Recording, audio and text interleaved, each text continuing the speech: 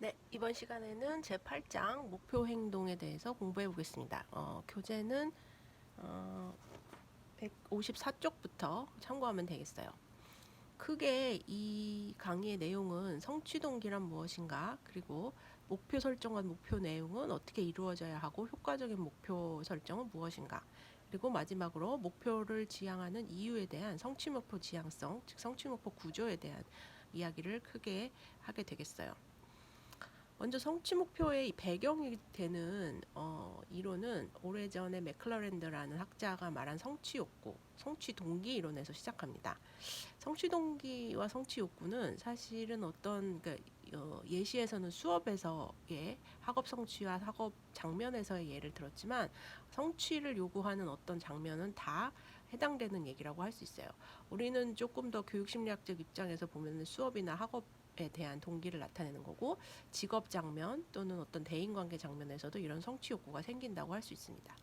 어쨌든 성취 상황이 요구되는 어떤 과제에 대해서 어떤 사람들이 더 나은 실력을 보이기 위해서 노력하는 그런 욕구, 그 인정받고 노력하려는 욕구들을 통칭해서 성취 욕구라고 하고, 처음에는 이것이 다른 사람보다 탁월하고자 하는 욕망을 반영한다고 해서 need for achievement라고 했어요. achievement를 하고자 하는 욕구의 차원에서 본 거죠. 그러니까 목표 자체보다는 욕구 혹은 우리가 타고나는 경향성 쪽으로 조금 많이 해석을 한 것 같아요.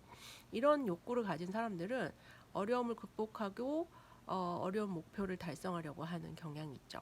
이들에게 이 목표의 수준은 굉장히 높습니다. 왜냐하면은 다른 사람보다 탁월하려면 그냥 쉬운 과제나 아니면 보통 사람들이 다 할 수 있는 과제를 하는 것으로 자기가 탁월성을 보여줄 수가 없죠. 그러니까 어려운 목표를 달성하고자 하는 용기가 더 높습니다. 그러려면은 그 어려운 목표를 달성하는 과정에서 어쩔 수 없이 우리는 그 도전적인 과제에서는 어려움을 닥치게 되죠. 실패도 하게 되고. 근데 그런 것들에 있어서 좌절하지 않고 그걸 극복하고자 하는 욕망이 큰 사람들이라고 할 수 있겠어요. 그래서 이 성취동기 이론가들은 이러한 설명에 기반을 두고 성공 성취 동기와 실패 회피 동기라는 두 가지 개념을 좀 대비해서 설명하고자 합니다. 성취 욕구를 가지고 있는데 이런 성취 욕구가 우리가 가진 어떤 정서와 같이 작용을 해서 성취 동기로 기능한다는 것이 이들의 이론이에요. 성공 성취 동기와 실패 회피 동기는 어떻게 생겼느냐 하면, 성취 욕구라는 것은 우리가 어떤 일을 성공하고자 하는 욕구라고 간단히 말해서 생각할 수 있는데, 거기에 유쾌한 정서와 혹은 불유쾌한 정서가 결합되면 어떤 성취 동기가 나타나는지 각각의 차이를 알 수 있어요.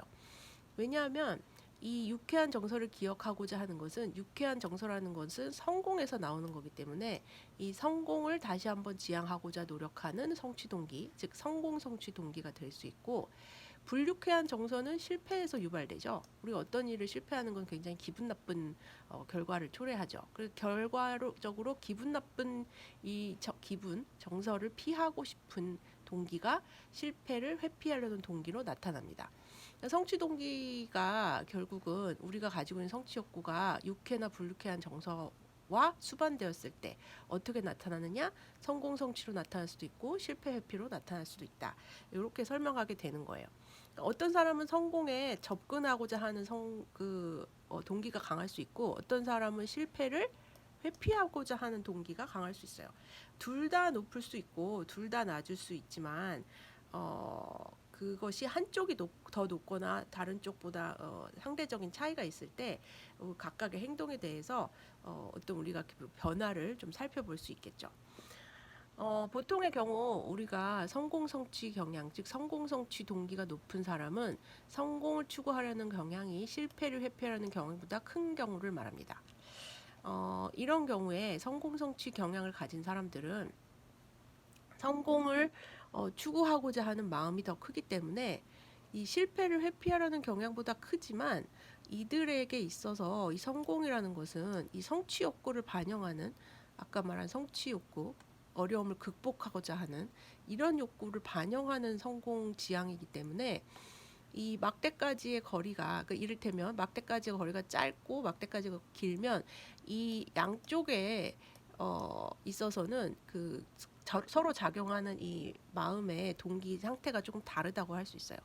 예컨대 막대까지의 거리가 짧은 경우에 성공 횟수가 더 높죠. 성공 횟수가 먼 것보다 성공 횟수가 높아지는, 성공 가능성이 높아지는 경우이기 때문에 당연히 이 경우에는 더 많이 횟수를 늘려야 되는데, 그렇지 않은 이유가 있죠. 그렇지 않은 이유는 이것은 너무 쉬워서, 그렇죠? 너무 쉬워서 이것이 남보다 어려운 과제를 택함으로써 자기의 탁월성이 드러나는 과제가 아니라는 거예요. 이 성공 성취라는 것은 그 성취 욕구가 남보다 강한 것이고, 그 결과는 사실은 이들로 하여금 자기의 탁월성이, 어려움을 극복하면서 도전적인 과제를 하는 탁월성이 드러나야 되는데, 이것은 그러한 과제에 해당되지 않는 거예요. 그렇다고 해서 이 과제가 너무 어렵다면 이때의 그 상태는 뭐냐면, 막대까지의 거리가 너무 멀면 고리 던지기를 해도 실패하겠죠. 그러니까 100% 실패할 확률이에요. 그때에도 별로 이들은 이 시도를 하지 않는다는 것을 알 수 있어요. 어느 정도 성공에 대한 찬스, 그 가능성도 있고, 또 자기의 탁월성도 어느 정도 드러날 수 있어야지만 가장 행동을 시도하려는 가능성이 높아진다라는 것이 이들의 경향성입니다. 이거는 고리 던지기의 시도와 그다음에 막대까지의 거리로 아주 단순화해서 이들의 동기를 나타냈지만, 우리가 조금 더 자세하게 설명할 수 있는 이 학생들의 경향성은, 문제가 있을 때 너무 쉬워서 모두 높은 점수를 받을 수 있는 경우나, 이 경우에는 자기의 탁월성을 보여주기 힘들죠. 왜냐하면 모두 다 높은 점수를 받게 되니까. 또는 너무 높아서 모두가 낮은 점수를 받을 수 있다는 것은, 이때는 이미 자기도 실패할 가능성이 높다는 거예요. 실패할 가능성이 높으면 그 행동을 하지 않게 되기 때문에, 너무 쉽거나 너무 높은 과제보다는, 난이도가 너무 쉽거나 너무 높은 과제보다는 중간 정도의 난이도를 가진 문제에 제일 많이 동기를 가지게 됩니다. 이 그림과 이 뒤의 그림을 비교해서 보면 조금 더 확실하게 이들의 차이를 알 수 있습니다. 실패를 피하려는 경향이 성공을 추구하려는 경향보다 큰 경우, 즉 실패를 피하려고 하고 싶은 마음이 더 큰 거예요. 성공보다는 실패를 피하고 싶은 거죠. 이들은 성공을 쫓고 싶어 하고, 이들은 실패를 피하고 싶어 합니다. 그래서 이 경향성에 대해서는 오리엔티드냐, 그러니까 그쪽으로 접근하려고 하느냐, 성공 성취 접근이라고도 말하는 게, 그쪽으로 접근하려고 하느냐, 어디에? 성공에. 그리고 그쪽에서 회피하려고 하느냐, 어디에서? 실패해서. 그러니까 실패해서 회피하려는 경우가 더 크면 실패 회피 경향성을 가진 동기고, 성공을 성취하려는 동기가 더 크면 성공 접근 또는 성공 성취 경향성의 동기라고 할 수가 있어요. 이 경우에는 아까의 고리 던지기 횟수, 즉 그 동기를 가지게 되는 상태와 좀 다른 것을 알 수 있죠. 막대까지의 거리가 그러니까 멀어질수록 이것을 시도하려는 횟수는 점점 줄어듭니다. 즉 아까의 그래프와는 조금 반대의 모습이 되는 게, 난이도가 낮으면 반드시 시도를 할 거예요. 왜냐하면 이 경우에는 실패할 가능성이 적기 때문에, 아주 적죠.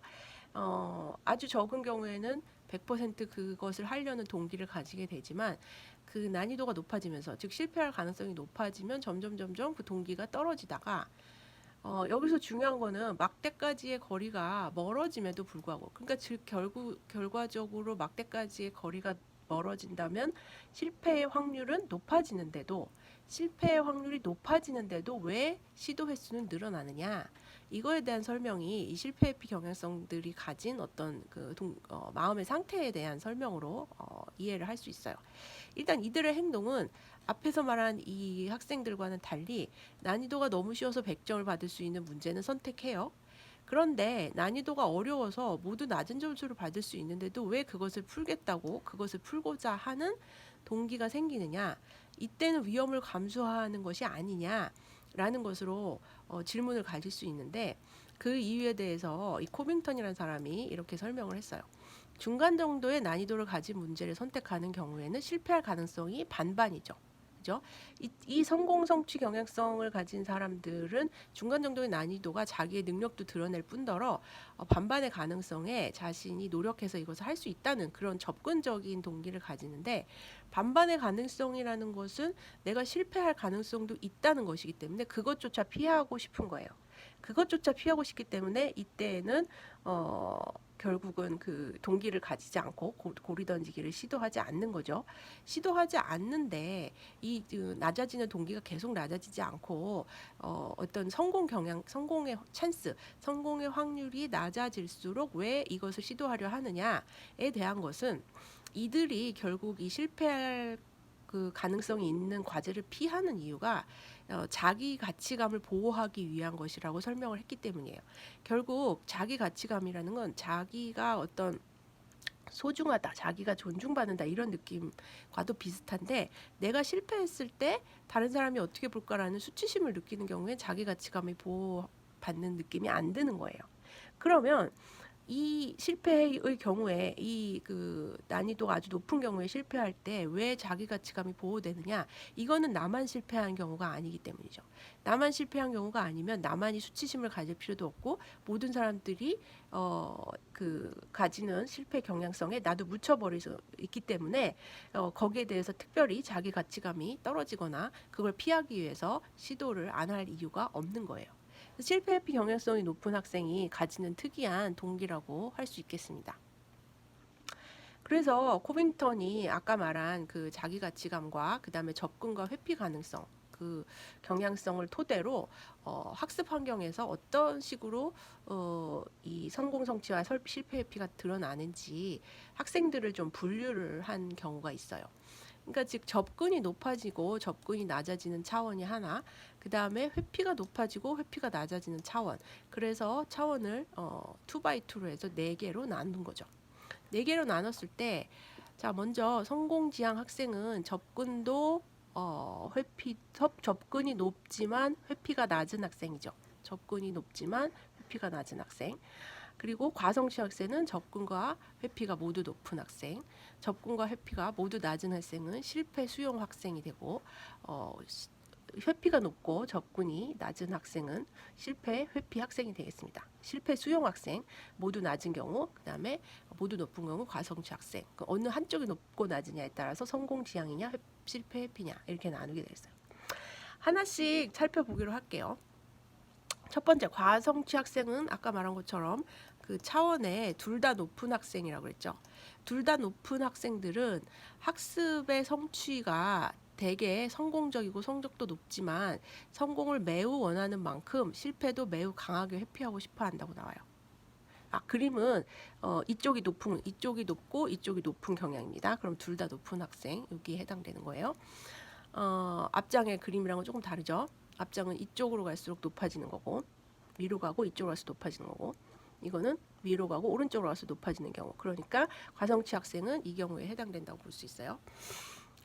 이들에게 학습의 성취가 성공적이고 성적도 높게 나오게 돼요. 왜냐하면 실패를 회피하고 싶기 때문에 성적을 당연히 신경 쓰고 공부를 열심히 하게 되죠.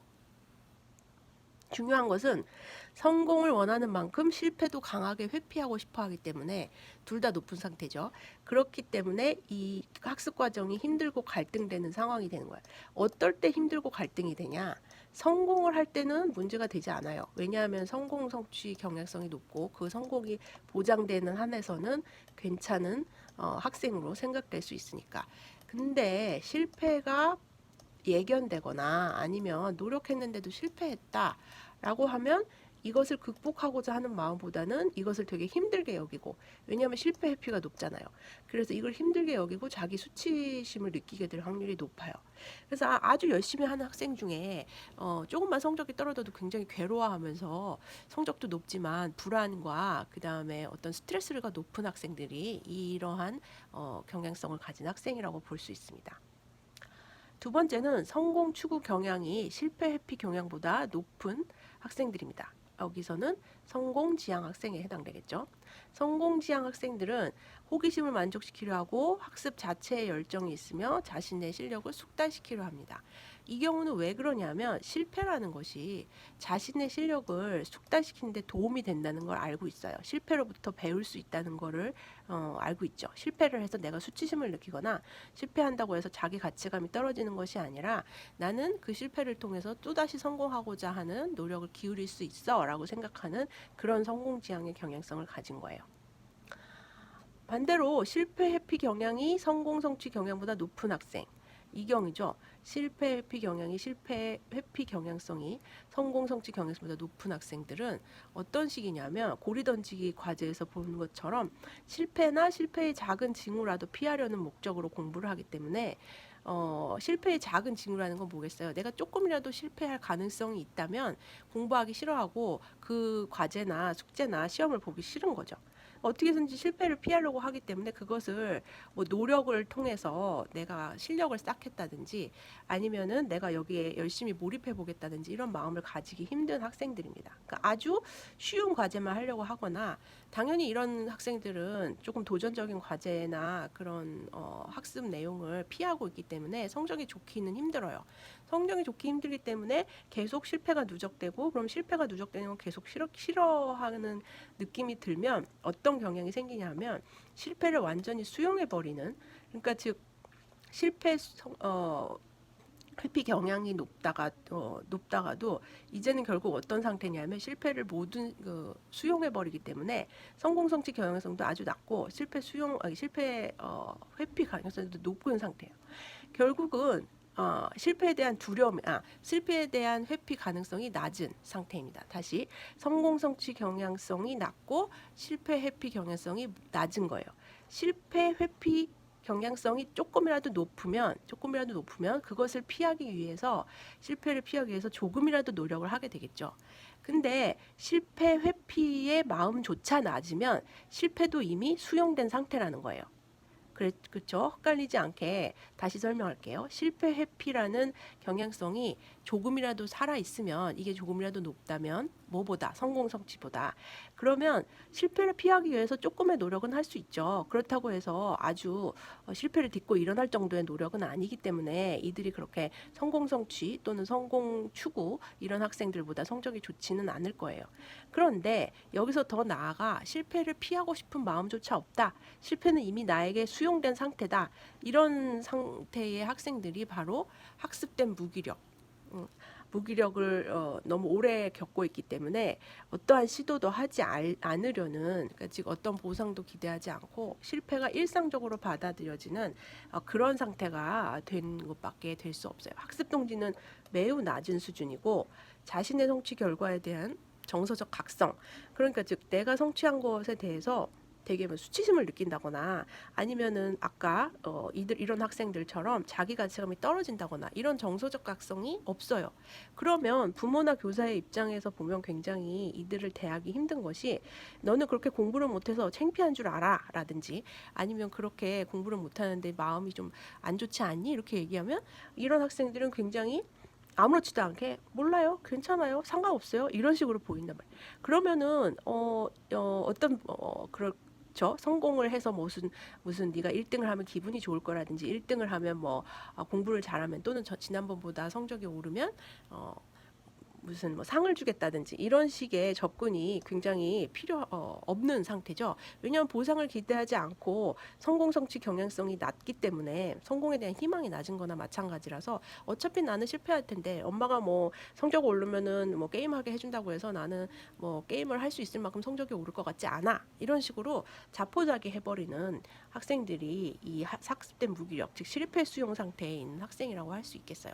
그래서 실패에 대한 두려움이 낮다고 해서 그것이 조금이라도 긍정적으로 작용하면 이것이 실패 회피 학생이 되지만 이것은 실패에 대한 회피가 그조차도 낮은 학생이기 때문에 이 두려움이 낮은 것으로 인해서 우리가 실패를 피하기 위한 어떤 노력을 할 수 있도록 기대를 할 수가 없는 그런 상태라고 할 수 있겠습니다.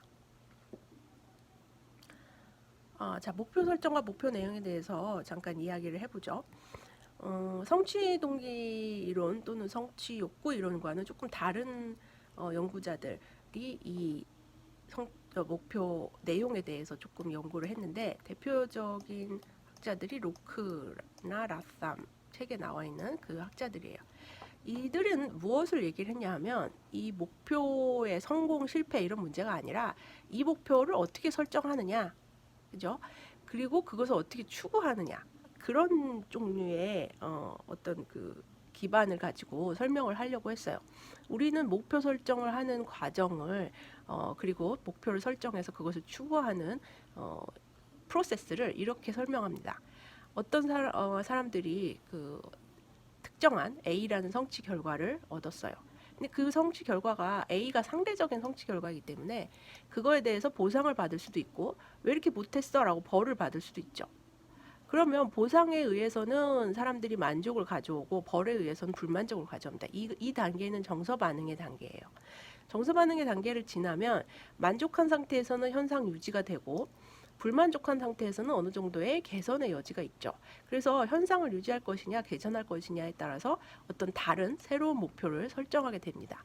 목표를 설정하게 돼야 그 다음에 이 목표를 달성하기 위해서 그것을 추구하는 행동이 이루어진다. 이게 이제 로크와 라담의 목표 설정 과정에 대한 설명이에요.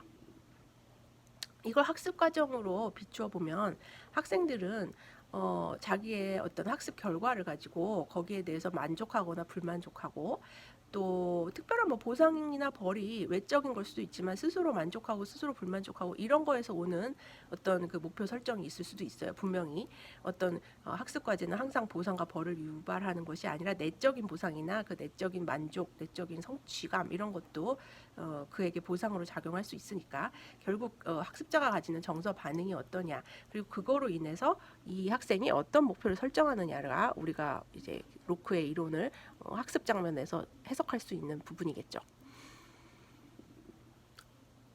보통 이 목표 설정 과정은 그렇게 이루어져 있지만 목표 설정과 관련된 내용은 이 아까 로크랑 라담이 말한 세분화된 그 기준이 좀 명확히 제시되어 있습니다.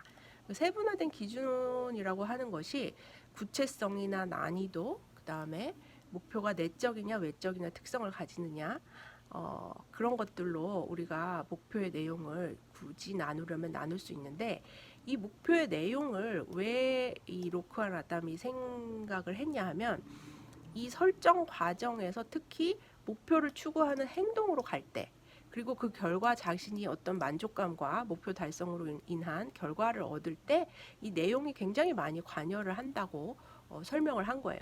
그래서 어떻게 관여를 하는지 알아보기로 하겠습니다.